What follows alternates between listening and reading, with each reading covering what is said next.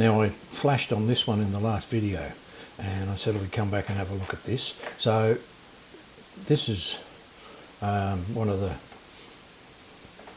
that's the website of the instructions. Let's just check. 2 would be that one, 2.1. So there you go. And this one is the links. So we've got a few there as well. So 3.2, if we look at it, 3.2, there's 3.2. If we look at 2.1, it looks like that.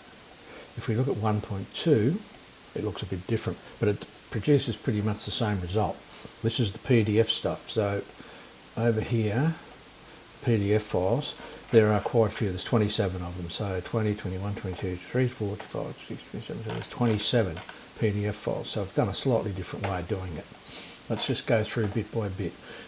We have an extra file called seams in this one. So over here, in these other ones, we're just using navbar, but in 1.2 we're using a second one called seams.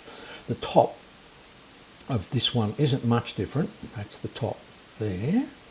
But this one, I got a bit clever there, added a bit of inline span stuff, which gave us this thing that looks like that, red, red, red, red. Okay, there's probably other ways of doing it, but that was the quick way of doing it, putting it in like that.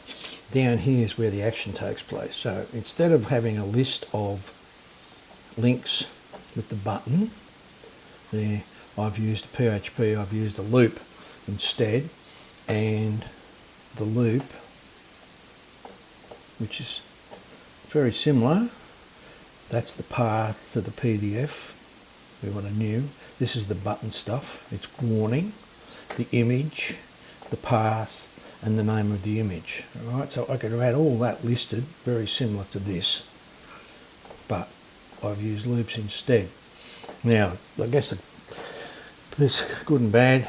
This is just that I happen to like using this sort of stuff, so I've done it this way. And what is the other thing is, of course, once you've got one of these things working, it's what's cut and paste, paste, paste, paste, and you then just change the numbers. So the loop is I to 5, then 5, or I to 4, 0 to 4, I should say. First 5, the next 5, the next 5, and then there's 7, and then there's the last few there at the bottom. Okay, so maths has got 7. If we go over here, 7. So there's 7 in the loop, and all you need to do is to just make sure that your ranges match. Now match what? Well, match this. So this is seams, and it's got all the PDFs in there, like so, and the images that we use. And this has all been cut out of the previous website, so there's not much going on. I mean, I had to write all this stuff up, I'll admit, but the actual, nothing's changed. The PDFs are still all what they're supposed to be, and the images are all what they're supposed to be, and I just created these arrays. So, you know, that's what I finished up with. Now, if I happen to want to add an extra one in somewhere, I can. So if I just create another PDF somewhere and I put it in, I can. Another image and can. And then I need to go back over here and just fix up the range of the numbers in here, and I can update it. So that's what happens, and that's how you finish up with this. Oh, you can see this is also the button. That button there takes you to the Scratch Studio, which I might have already mentioned. All right. Okay, so they're all buttons. Some have got words, most of them have got images.